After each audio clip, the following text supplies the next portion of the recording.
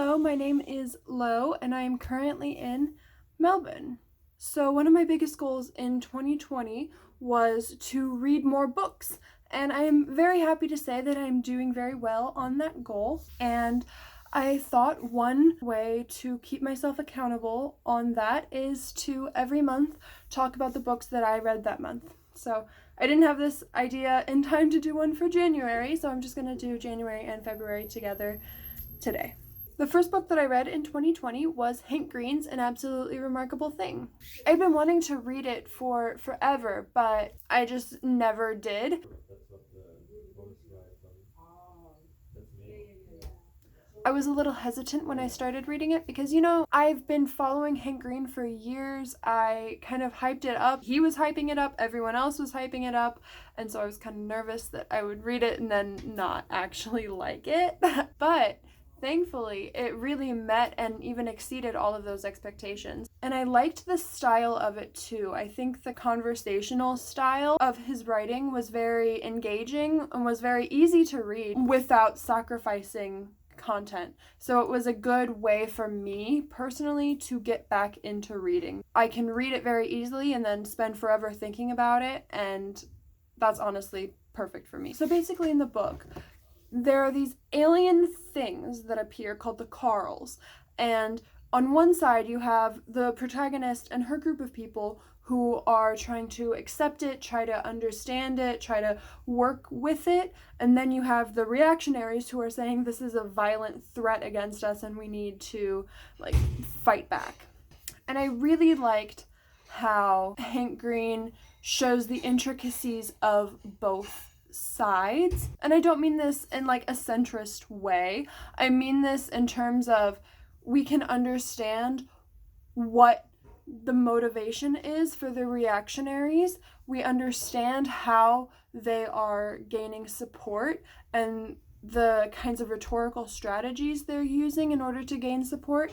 And we also see on the protagonist side how a positive intent and a good movement can be so easily corrupted by people who are really just out to make money. And at first when I read it, I was kind of disappointed that we never find out about the Carls, if they're good or not, what they were doing, where they came from, etc. But the more I thought about it, the more I really enjoyed that, because it's not about them.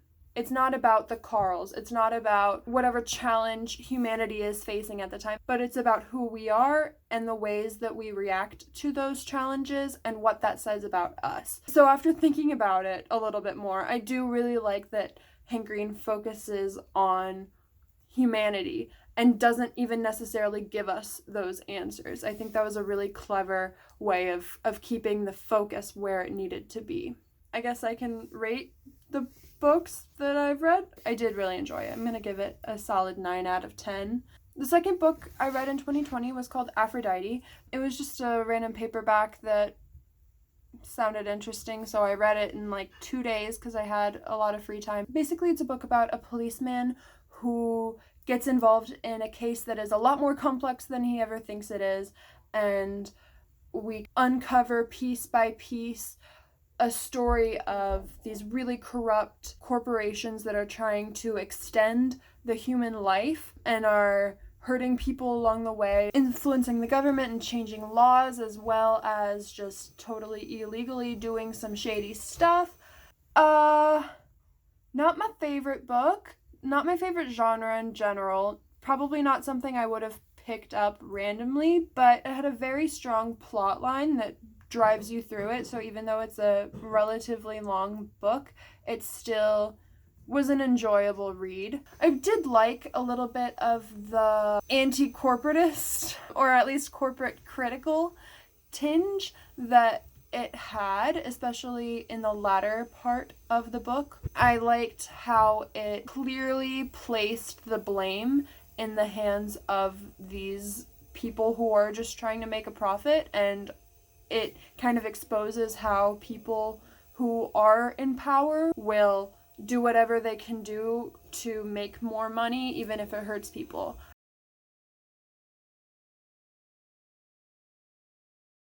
I don't know, it wasn't my style. I don't particularly love crime, drama, type things. But it was still a fun read. It wasn't, I don't regret reading it or anything. It was still fun.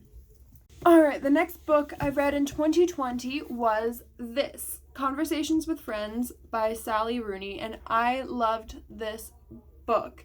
It's about a college student and her ex-girlfriend who are spoken word poets, and they become friends with a journalist and her actor husband and kind of develop this weird, intricate relationship with the two of them while also exploring the relationship that they have with each other. All of these really intricate dynamics that have to do with age and mental health and what it means to be a writer, what it means to be of a specific class in our society. And it's just handled so delicately. I think that the author just does a fantastic job of painting her as sympathetic, but also showing the negative thought spirals and how mental health can cause somebody to act in ways that they don't even recognize themselves.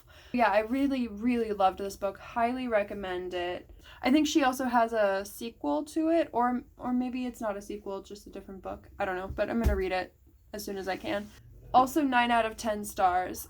I think I don't want to give anything a 10 out of 10 yet because I feel like I haven't read enough to be able to say this is the peak of literature. Next book I read was Why Buddhism? Now this one is different from the others because it is nonfiction, and the way that it's structured is that the author basically interviews a bunch of different people, and then it's basically just transcriptions of those interviews. And the book is specifically about Westerners who find Buddhism and choose to go down that path. So a lot of these people are having to deal with conflicting value systems between East and West, the influences of Christianity, whether that was a good thing or a bad thing in their lives. They also go into a lot of the ways that Buddhism can be interpreted and molded to fit a more Western lifestyle. And then they go into the ethics of even doing that. Is it disrespectful to take another culture's religion and then change it to fit your own cultural lifestyle? Or is Buddhism meant to be able to be applied to different circumstances? Is that good that people are able to take the central teachings of Buddhism and apply it to their life however they're living, whether they're in the East or the West, whether they're deciding to become a monk or still running a business, whether they believe in reincarnation or not? How are people able to use the central ideas of Buddhism to influence their lives as Westerners? I mean, as a Westerner, it was so interesting to me, and I found myself really connecting with a lot of what they were saying, a lot of the sadness that comes with being in a material corporate world, especially a lot of younger people I've talked to. I mean, a lot of us seem to be feeling this sense of dissatisfaction with like what our life is supposed to be.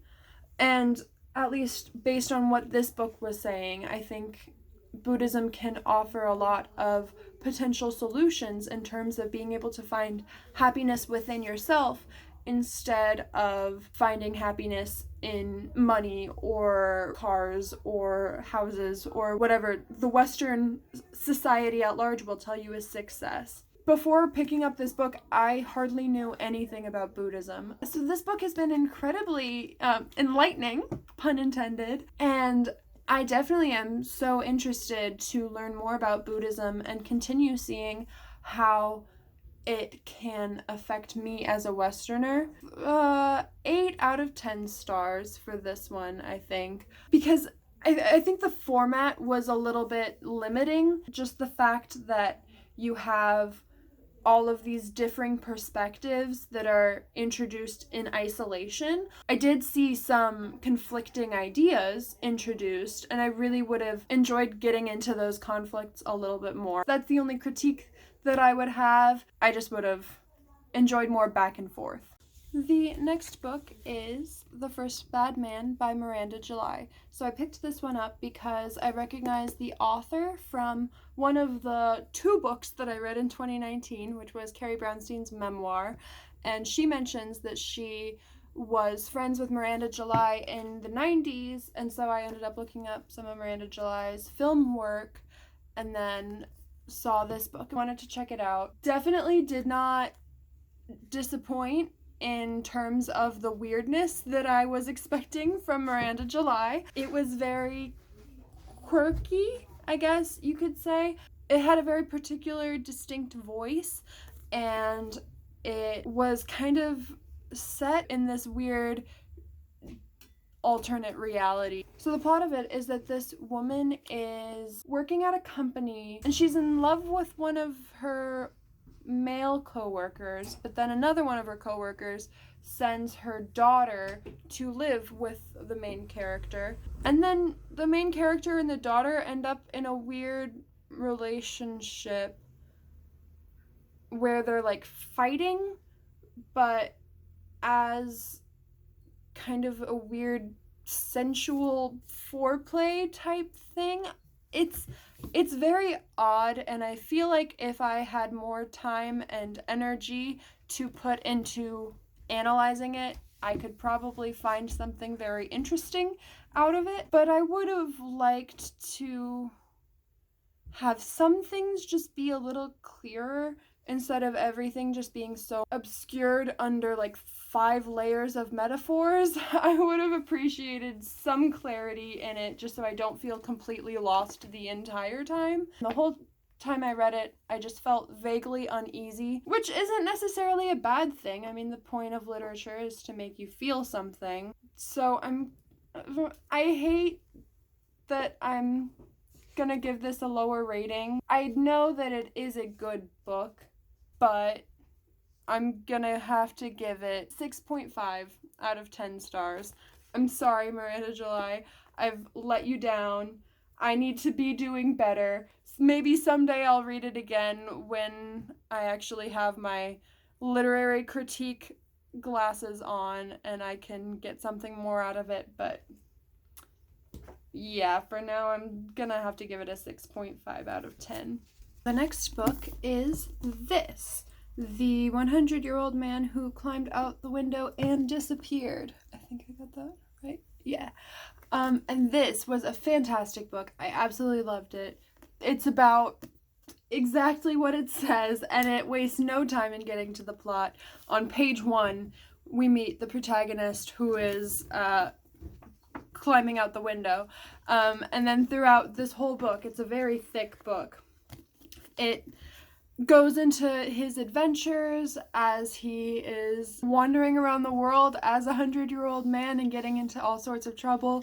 And then it gets into the backstories of him and all of the people who he meets along this journey. It's just so beautifully interwoven. The storytelling is absolutely amazing. It has this like dry sense of humor that really just got to me. It also weaves in politics in such an interesting way. At one point, the main character and his friends are considering going to Paris, and they say, oh, well, it's kind of crazy here in Indonesia with all of these protests and stuff. It seems like Paris is a calmer place. And then the next sentence is, that was in May of 1968. And it's just like, I don't know why that just like, that cracked me up. That it's just the way that the story is told is so funny. The characters and how they interact with each other, and just there's randomly a character who has a pet elephant for some reason. It's just such a clever, funny, enjoyable book.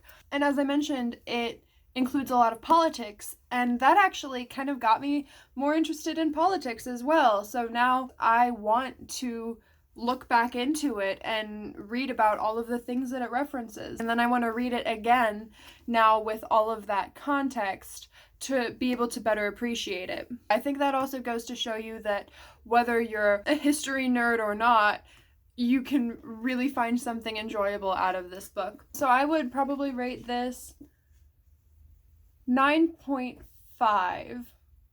We're getting close to 10, but again, I'm saving the 10 for something that's just going to blow my mind, because I know it's out there. I know I'm going to find something that I'm going to want to rate higher than everything else. So I'm saving that 10.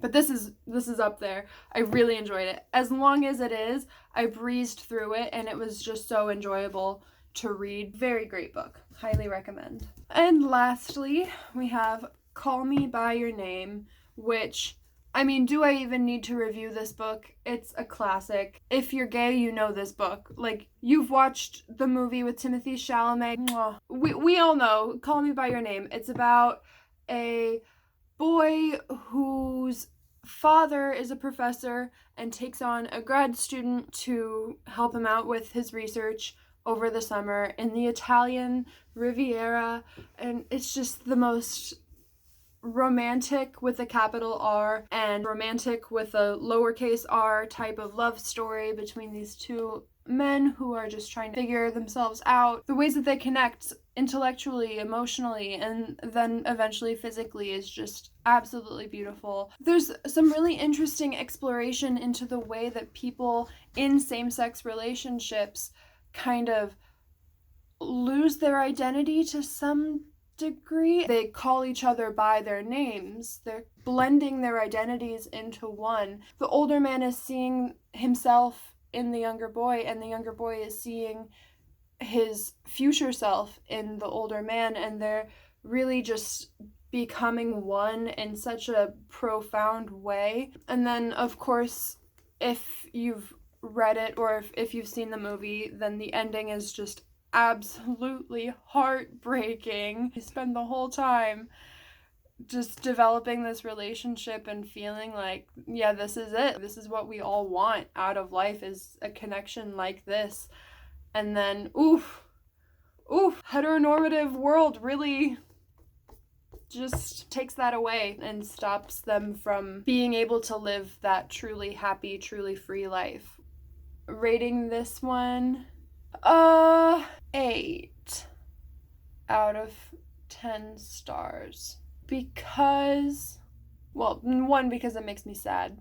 And 2, because I understand, especially to young queer people, such a profound connection like this is seen as this ideal that everyone wants.